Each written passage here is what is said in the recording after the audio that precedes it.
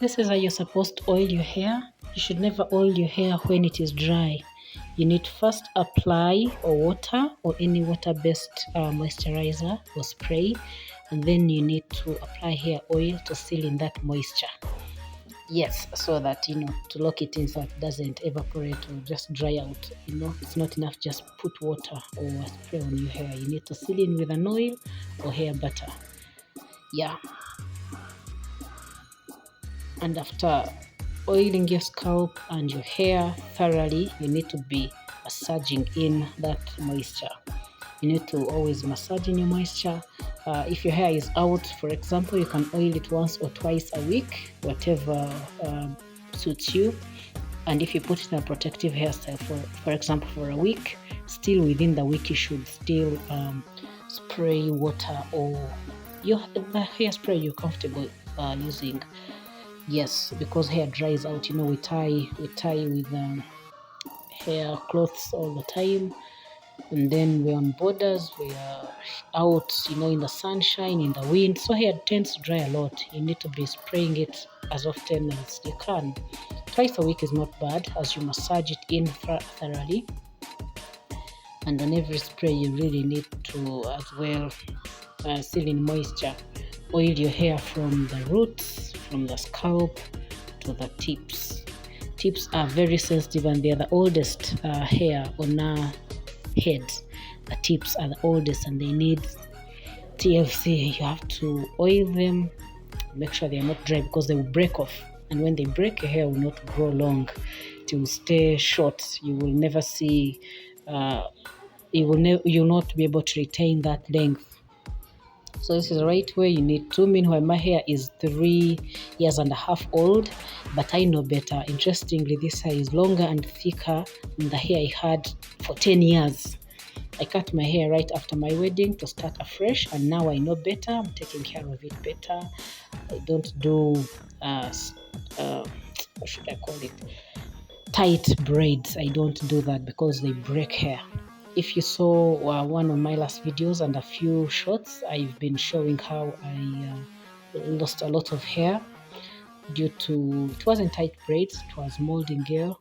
And so I assure you this hair is just 3.5 years. I cut in January 2020. It is longer and healthier. I have thin hair, but good enough it is soft. But yeah, now I know better, like really massaging the hair, the scalp. I never knew that. Oiling hair to the tips, I didn't know that. So I tell you, I know better. And it's working. It's really working for me. I've been able to grow back my edges using rosemary water. Again, if you've not watched that video, you need to check one of my previous videos about how to use rosemary water, how to make it.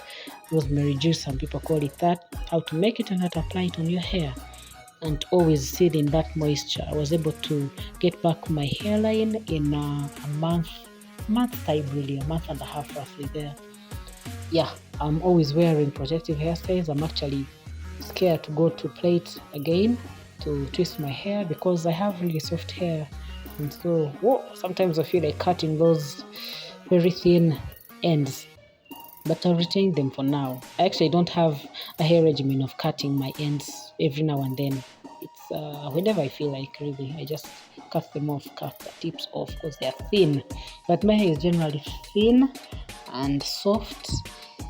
And yeah, I love this length. For it to be just 3.5 years is amazing because I had hair for 10 years and it wasn't this long, it wasn't this thick. I didn't have actual hairline.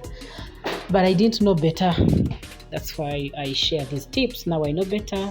I use protective hairstyles a lot. I do pre-poo, like before wash day. I didn't have a hair regimen, like washing hair every month or every 3 weeks or every 2 months. You shouldn't go beyond 2 months before washing your hair. It is dirty. Trust me, it is. There's product buildup, there is dust and all that. So you need to have a hair regimen. You need to do pre-poo. I've been using rice water since October or November last year. And I can see a difference on my wash days. The hair doesn't shed off that much. Rice water helps to strengthen the hair. And it also adds some protein in the hair. Our hair needs protein to live, to grow, to thrive. So you can imagine. And also knowing that shampoo is for the scalp. When you're washing your hair, you should put shampoo on your scalp, not on your hair, like full hair. Of course, it's unavoidable, but you should majorly put it on the scalp. You don't need to run it through your hair to the tips. Whereas conditioner is for the hair, it doesn't need to go on the scalp again because it can cause product buildup. Yeah, those are the few tips that I know now that I use. And as you saw in this video at the beginning, I used a wide tooth comb, as I always say. Yeah, that is the advice I have for people who are growing natural hair. You can do it, you can make it. If I have been able to, you too can. So you can wear these hairstyles in protective, okay, they're called protective hairstyles. You can wear them for a week or two when your hair is out. Give your hair and scalp a break from tight hairstyles. Yeah, those things of styling the whole time. Maybe you have braids, you have threes, you have whatever, and you're styling and pulling your scalp the whole time. Yeah, my hair is long. I mean, I'm amazed at how it has grown fast. But yeah, and moreover, in COVID lockdown of 2020, I was only plating protective hairstyles, threes and twists of my hair throughout 2020, and I had a puff. I had a puff by the end of 2020. So yeah, I'm talking from experience. I'm testifying here. Thank you for watching. Kindly subscribe if you haven't subscribed to my YouTube channel. I love two things in life, and that's what my YouTube channel is major about: hair and love.